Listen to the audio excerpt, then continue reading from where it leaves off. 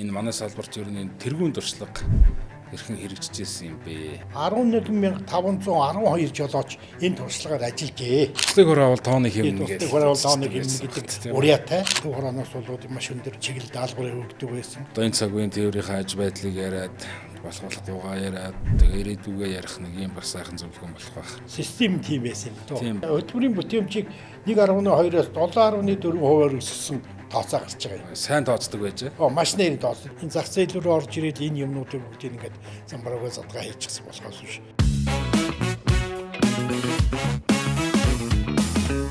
Сайн байцгаана уу? Та бүхэндээ энэ өдрийн мэндийг дэвшүүлье. Монгол улсад автоэрийн салбар өсч өгсөн түүх 100 жилийн ойн хүрээнд хэрэгжүүлж буй Цуврал подкастын маань энэ удаагийн дугаарын зочноор Монгол улсын зөвлөх инженер Ахмад Тээвэрчин Ламсрангуй маань оролцож байна. За ингээд танд энэ өдрийн мэндийг хүргэе. За мэндээ.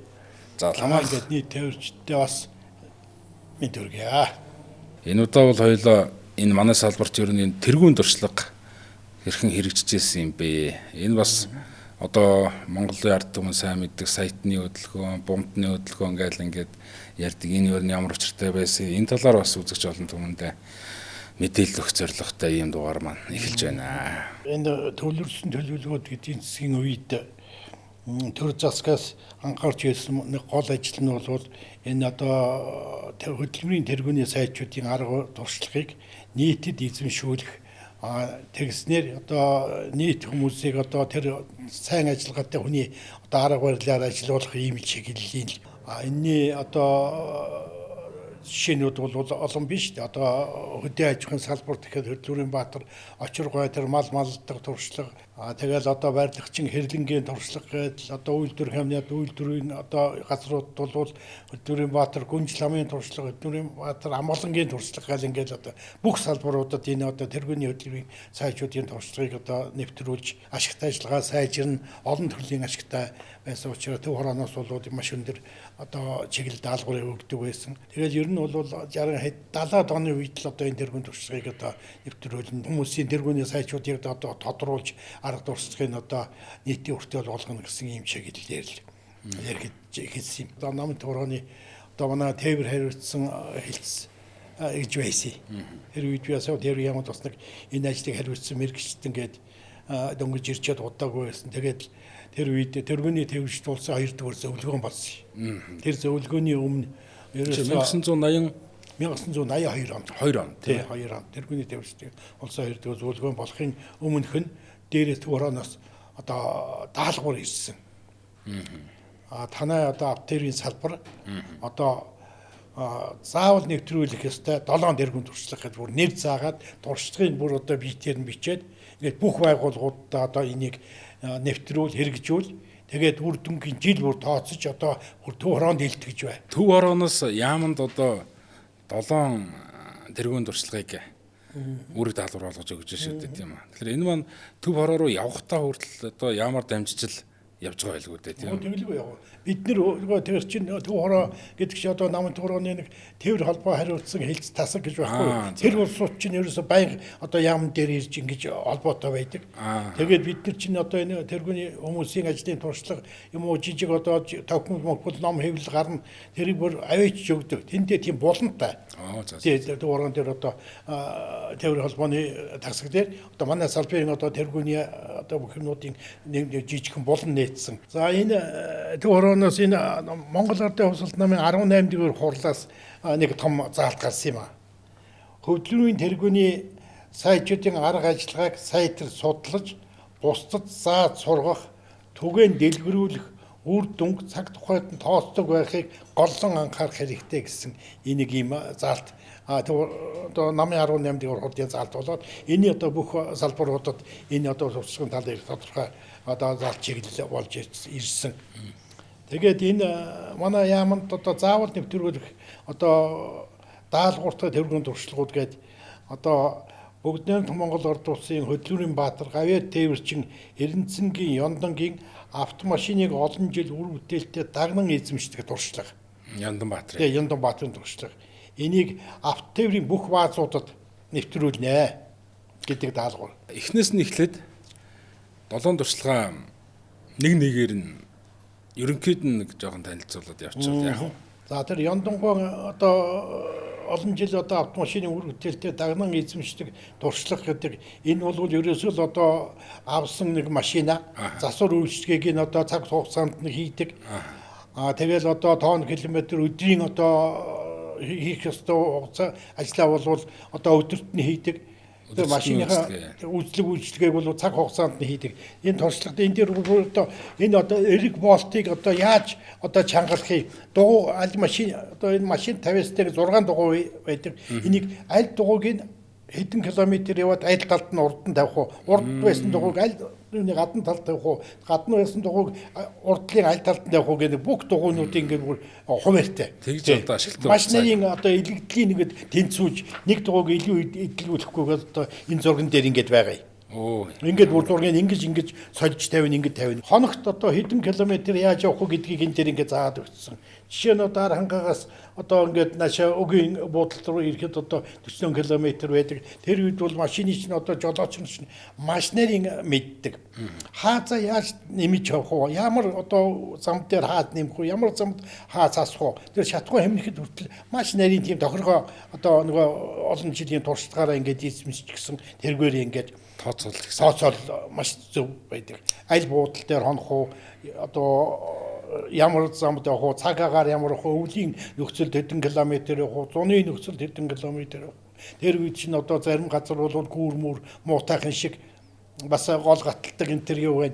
Тэгт чинь одоо цас бороо хаврын одоо үер устай үед нь яаж явах уу гэдэг ингээд маш нарийн тооцоо хийдэг. Ийм нарийн одоо хоногийн цагийн хуваар гэдэг ингээд бүрэн дээр өөрөөр гаргачихсан тийм ээ. Ингээд хэдэн цаг хүртэл яваад хэдэн цагт амраад хэдэн цаг тооны гоолны цаг байх уу, хэдэн цаг явах уу гэл ингээд бүх нарийн ингээд бүр гаргасан. Одоо жишээ нь автомашины одоо энэ жижиг гол дээр байгаа элэгдлийг одоо яаж гаргах вэ?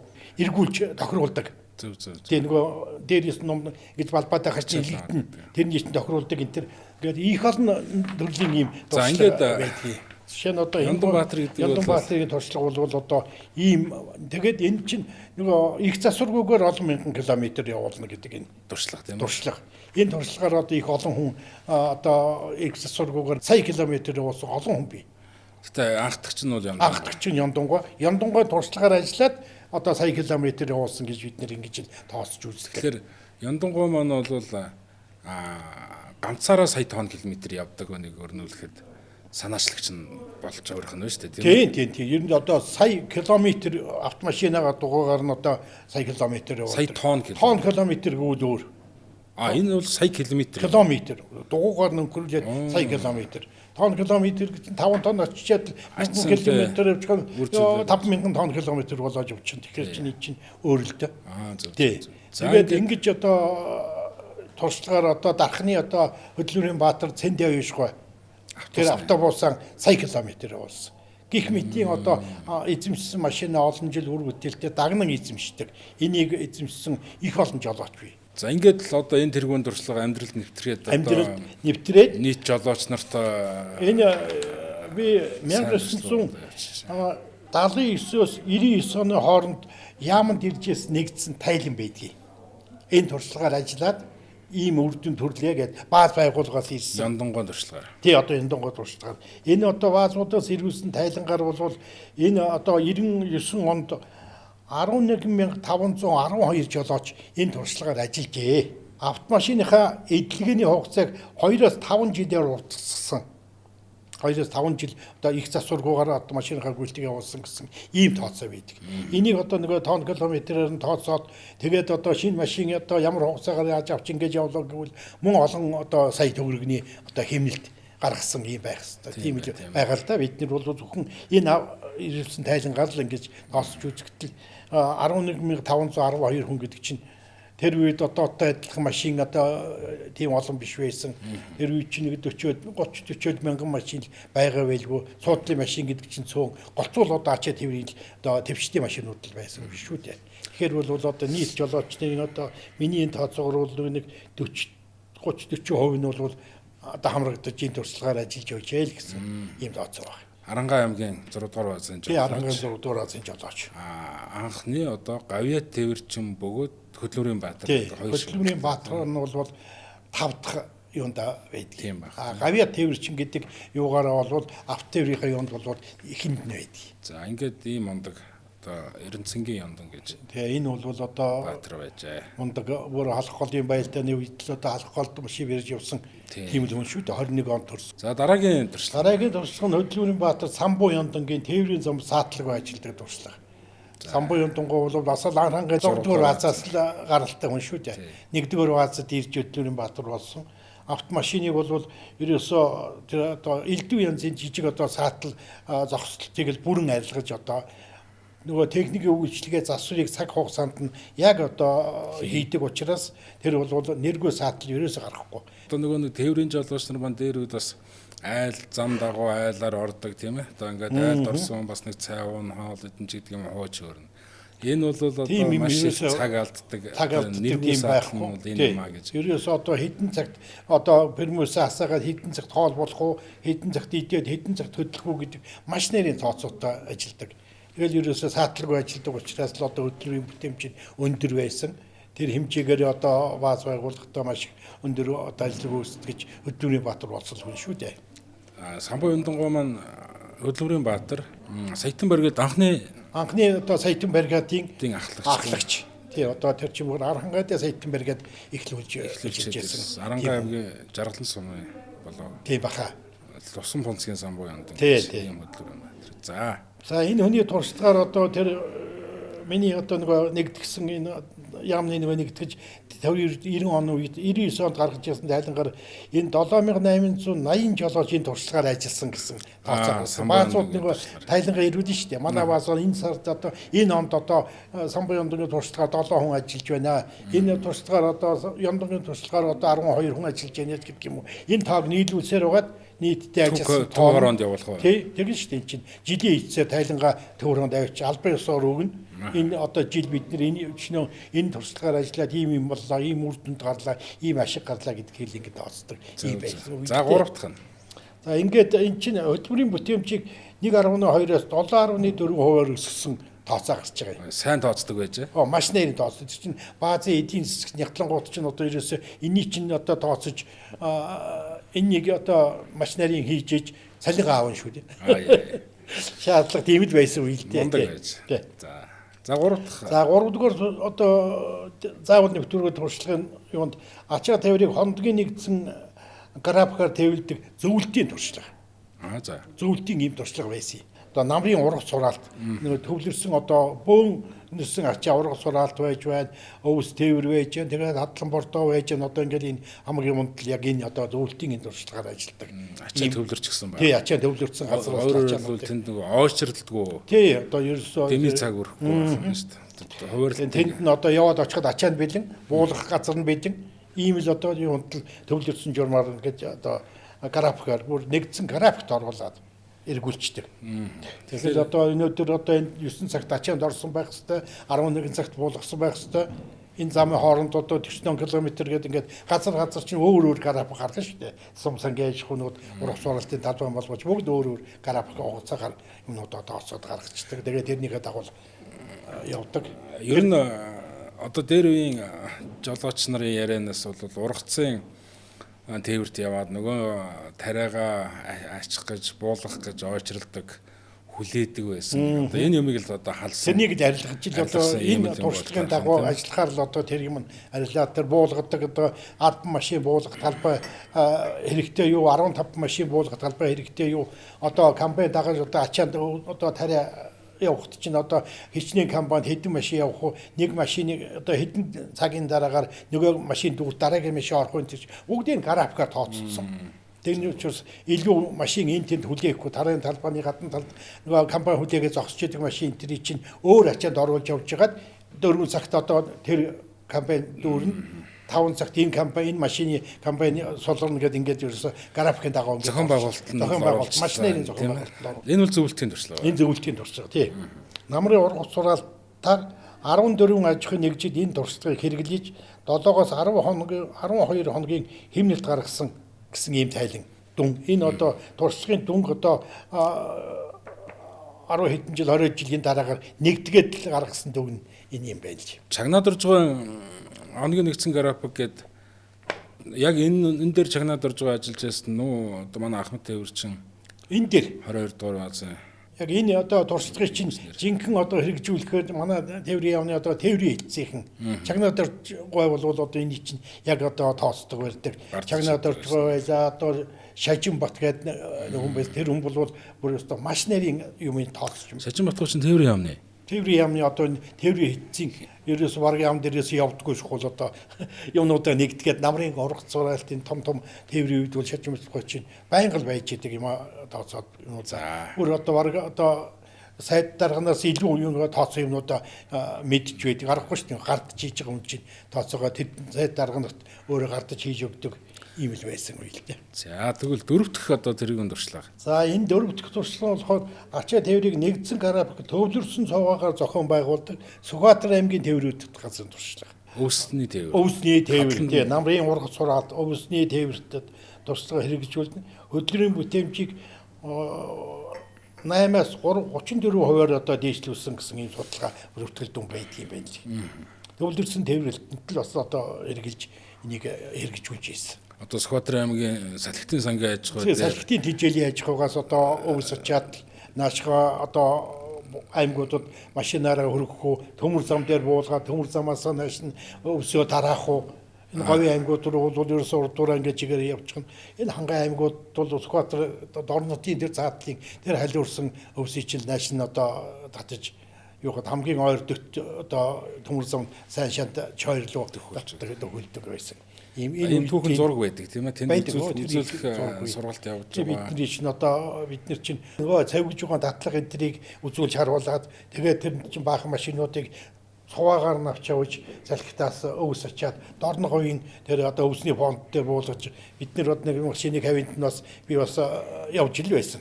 Энэ даалгавар тий. Энэ үед одоо Сүхбаатар аймгийн тээврийг удирдах газрын дарга нь сандаг дарга байсан. За тав дахь нь болохоор одоо Налахын шатхуун түгээх станцын туршлага гэж. Манай яамд ч нөгөө шатхуун нефт хангамжийн удирдах газар манай яамд байсан учраас нөгөө дээрээс даалгавар өгтөн одоо хамгийн тэргүүний сайн ажиллагаатай Налахын шатхуун түгээх станцын туршлагаар ажиллаа гэдэг даалгавар. За тэр нь яадаг.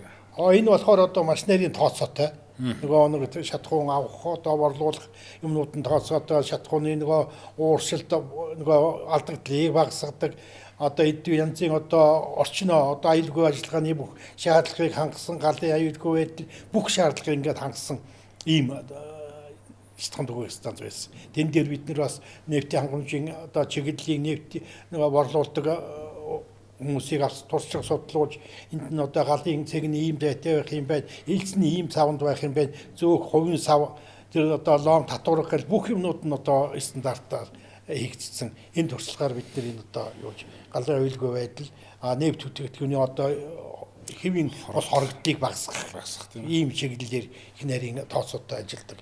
Энийг нийтдээ 72 шатхуун түгээх станцад нэвтрүүлснээр 78 тонн шатхууны алдартай алхсан гэсэн үр дүнгээ тооцоо хийдэг юм байна лээ. Сайн тооцож шүү. За 6 дугаарт нь бүтээгдэхүүний чанарыг системтэй дээшлүүлдэг Завхан аймгийн авто засрын газрын туршлага. Авто засрын завууд нөгөө газрууд нөгөө манай яамд харьяалагдчихсэн учраас одоо бүтээгдэхүүний чанарыг системтэй дээшлүүлдэг. Бүтээгдэхүүний чанар гэдэг маань одоо засварын чанар байна. Тэгээ одоо зассан автомашины одоо баталгаа хугацаа байна. Сэлбэг хэрэгслийн одоо юу байна? Норм юуг одоо багасгасан өөрснөө сэлбэг хийсэн. Өшөө дээр нь ахын хэрэгцээний бүтээгдэхүүн үйлдвэрлэдэг байсан. Энэ бүхэн маань гэхдээ нөгөө дандаа одоо үндсэн ажлынхаа юунаас одоо илүүдлэр нь ч гэдэг юм уу. Хажуугаар л одоо тэр тоног төхөөрөмж багц хэрэгслийг ашиглаад одоо бүтээгдэхүүн үйлдвэрлэж улс ардын аж ахуйн одоо хэрэгцээтэй газрууд хурц хэрэглэхгүй газар гэж байхгүй шүү дээ. Тэгэхээр хурц хийгээд байна гэдэг чинь тэгэл элдв янзын боол гайкууд их олон төрлийн одоо бүтээгдэхүүнүүд үйлдвэрлэдэг байсан. Завхан аймаг маань одоо 20 дугаар баазаас гадна баруун бүсийн автобазуудынхаа автомашинд одоо их засвар баг дунд урсгасан. Тэрнийг бас хариулсан. Засварын завууд. Засварын газар гэж байсан. Ерөөсөө Монголд чинь 5 засварын газар байсан. Орон нутагт. Тий, орон нутагт. Ховд аймгийн засварын газар. Ховдынх. Завхных. Дорнотынх. хөвсгөлийнх Хөвсгөлд их уулын авто засварын газар гэж байсан. Нэг нь Улаанбаатар хотын авто засварын газар. Одоо Овцөрөөдийн ордны хойдлын Өсгөх зам дээр одоо газ засвар гэж. Тэгээ газ засвар гэж сүлд нэрлэдэг болцсон. Тэр үед бол ерөөсөө авто засварын завод одоо толгой үйлдвэр нь тэгээд олон засварын газруудтай бүх одоо чадвартай инженерүүд тийш очин зөвлөлтийн мэргэжлэнүүд тэнд бас ажил янз янзын одоо машинууд нь бол ерөөсөө 5-6 төрлийн машин шүү дээ маркаараа болоод. За ингээд 6 дахь нь 7 дугаар хэн болохоор Дорнод Сибирийн өвлийн уулаар чадахгүй хэмндэг дуршлаг гэдэг. Зөвлөлтийн туршлага. Зөвлөлтийн одоо Дорнод Сибирийн тээвэрчдийн туршлага. Тэр нь болохоор яадаг юм гэхээр зээлзэн 30 машины комфортны дотор талд ингээд жайл үзэн хаалт байдаг. Тий. Тэрнийг л ерөөсө 10 сарын 15-наас 5 сарын 15 хүртэл бол байнга нээлттэй байлгана.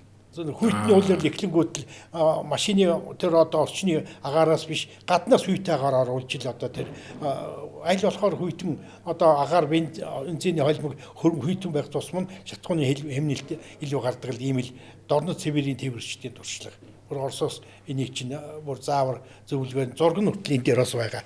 Тэгээ ингэж ажиллаа л гэдэг. Өөр нэмэгдэл юм байхгүй. Нэгөр манай жолооч нар болохоор эсэргээр биш. Адилхан. Тэгтээ карбюраторын зарим жолооч комфорто цоолоод дээшний гаргаад хүртэл ирсэн. Гаднаас одоо хүйтээгээр оруулж байгаа гэсэн. Тийм маягаар хүртэл янз янзаар хийдэг байсан л да. Тэгээ ер нь бол шатхуун хэмнэ гэдэг бол манай одоо тээврийн салбарын их том ажил байсан. Туслыг хороол тооны хэмнэ гэдэг. Туслыг хороол тооны хэмнэ гэдэг уриатай.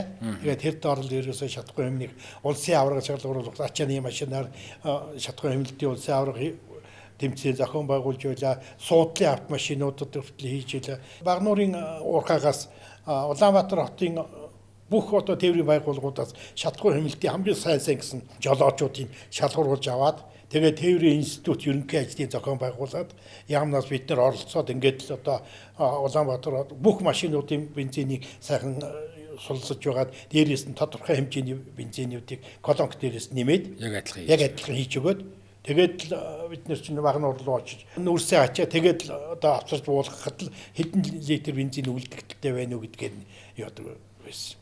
Би нэг хөнгөр гэж жолоочийн машин сууж явсан л би сандгийг. Тий. Тэгэл бид нар чи ерөөсөө тэр жолоочийг бол бууж тэр одоо юм оролцуулахгүй шүү дээ. Маш нарийн хянаж явна. Ян зэн бас айгуул гаднаас айгуул ханистай бензин банкруу нэмчин л гэсэн тийм л бодлоор л ерөөсөө хяналт тавьж явна тэр тий. Суудлын машиныг бол студионы ардлын энэ талбай дээр ерөөсөө шидэн савнд хийж байгаа 500 г бензин хийгээд тэгэл тойруулаад ямар хэдэн километр дуусав гэдгээр нь 100 г-ын бензинээр хүртэл тэгж явдаг шатхуун хэмнэлтийн улсын аварга сурталчилгаа. Тэр бол маш үр дүнтэй байсан. Жолооч нар бол зүгээр л одоо машинд ороод зүгээр л одоо хаасны мэдэх биш. Яаж одоо хаазаад хааруулж ямар замд ямар хаазаар явах уу? Карбюраторын чиглэлээр тэр зүг ямар хэмжээнд тааруулах уу? Хүн болгон өөрийн арга барилаар явдаг. Энэ тэргүүний тээвэрчдийн улсын 2 дахь зөвлөгөөнд одоо яамнаас гаргасан энэ одоо миний саяны хэлсэн 7 туршлагыг бүгдийг нэмэгдгээд энэ туршлагыг одоо жолоочийн карманы ном болгож инженер техник хүмүүсийн одоо ширээний ном болгож ингэж гаргаж эвлүүлж ирсэн юм. Энэ дээр 7 туршлага байгаа. Нас уучир дараагийн редакторлж яамны даалгавраар одоо энэ нэгдгсэн юмнуудыг эмэгдэхийг би эмэгдэж тарааж ирсэн. Тэргүүний улсын 2 дахь зөвлөгөөнд ер нь манай одоо автоэрийн салбарын түүхэнд 2 удаа тээвэрчд маань зөвлөдөж тэргүүний тээвэрчдийн 1-2 дугаар зөвлөгөө гэж хийж ш тийм ээ. 1900 эхнийх нь 63 онд тийм байсан баха 63 оны үед сүүл 2 дахь нь болохоор 82 онд. Тэгээ 82 онд тэргүүний тээвэрчдийн 2 дугаар зөвлөгөөнийг хийж байхад бол та яг одоо гардан оролцож энэ одоо юмнуудаа тэр 80 он сургууль төгсөөд тэнд ажиллаж байсан жил гараа 2 жил болж илсэн үе байна л да. Энэ жил одоо бүгдээрээ автоэрийн 100 жилийнхаа хүрээнд бас тээвэрчдийн 3 дугаар зөвлөгөө гэж хийхээр төлөвлөж байна. Бид нарт одоо энэ оны 6 сарын 25-нд хийх. Бас ингээл одоо энэ цаг үеийн тээврийн аж байдлыг яриад болохгүйгаа яриад тэгээ ирээдүгээ ярих нэг юм бас сайхан зөвлөгөө болох байх. Энэ сайхан ажил болох юм байна. Энэ 7 туршлага дээр ер нь тус бүрдэн байна уу баг ийм ном гарын авлага одоо энэ бол нэгтгэж гисэн энэ байна тийм Тий. үү. За ингээд самбуу юндангийн дуршлаг гал, данхрын дуршлаг гал ингээд ийм сургалтын ийм гарын авлагууд их гардаг байсан уу? Байлгүй яах вэ? Одоо энэ одоо би Яндангойн туршлагаар бүр плакат хийж ирсэн. Энэ дотор байгаа юмнуудыг энэ ажлын арга барил энэ одоо машин техниктэй үйлчлэгээ хийж байгаа энэ цагийн график энэ одоо цагийн одоо энэ төр бүх юмнуудыг хийгээд бүр одоо бүх баасууд одоо энэ тэндгүү ингээд тавьчихсан нөгөө туршлагыг ингээд хараад явж идэг тийм байсан. Ер нь бол хэд хэдэн ийм одоо цоврал ийм юмнууд бол хэвлэгдчихл байсан. Намын төв хорооноос одоо яг алуун даалгавартай ирж исэн. Тий. Ийм одоо туршлага болохоос биш. Ер нь бол одоо манай салбарт тэргуун туршлагыг нутагшуулах түгээх ажил бол одоо энэ 7 хоног тогтохгүй олон байсан байх та тийм үү? Байлгүй яг одоо тэгэл эн чинь Оросын Педүний туршлага гэж одоо бас л их сайн ажиллагаатай бас нэг одоо вагнын эргэлтийн тээвэрт хэрэгэлдэг Педүний туршлага байлаа. Тэгэл одоо энэ дотор одоо ороогүй байгаа тэр одоо Данхарбаатарын тэр Шатгой хэмнэгээр хөтөл одоо би тэгж ажиллаж байгаа энэ ажиллаж байгаа гэдэг ингээд тайлан байлангаа эрүүлдэг барьдаг улсууд бол зөндөл байсан. Бааз байгууллага өөрснийхөө тэргүүний сайн ажилтай одоо сайн жолоочдын туршлагыг эзэмшиж энэгээр ажилдаг гэдэг. Өнөөдрийн хоёулаа бидний ярьж байгаа энэ сэдв бол одоо сайн туршлагыг түгээн дэлгэрүүлэхэд бол одоо нам засаг улсаас бол онцгой анхаарч их дэмжиж үүрэг даалгавар өгч одоо биелэл тайлангийн авч өөрснөө сонсож үр дүнгийн одоо болж ийнэ болохгүйг дүгнэж маш их ажил хийж байгаа систем тийм байсан юм доо. Тийм байна. Одоо тэр одоо төлөвлөгөөт эдийн засаг гэдэг одоо энэ зах зээл рүү орж ирээд энэ юмнуудыг бүгдийг ингээд замбараагаа задгаа хийчихсэн болохоос биш. Их хэрэгтэй юмнууд одоо ч бас ашиглахад болохоор ийм л одоо байгаа. Тий. Одоо энэ одоо тэр одоо энэ хувийн одоо элжионс нефт базууд энэ шатхуун төгөөг станцууд байж яагаад энэ одоо туршлагаар одоо энэ юмнуудыг хэрэгжүүлж болохгүй гэж тээвэрт аюулгүй байдал сахилга бат 20 дахин жаглаа гэж. Тэр хамгийн одоо анхаарах юмнууд чинь тэднэр байна. Тийм баг. Хүрэлцэж ирсэн танд их баярлалаа. За бидэнд бас энэ авторын салбарт энэ тэргүүн туршлага хэрэгжүүлж ирсэн одоо туршлагаасаа энэ одоо баримттай сайхан мэдээллүүдийг одоо өгч энэ олон түмэнд бас энэ салбарын энэ одоо чухал үйл явдлыг сурталчилсан одоо танд их баярлалаа. Одоо 100 жилийн хойд зориулаад одоо тээвэрчдийн мэд хүргээд алтан шар зам нь үлзүүтэй байгаа гэдэг эргэлийг дэвшүүлье. За баярлалаа.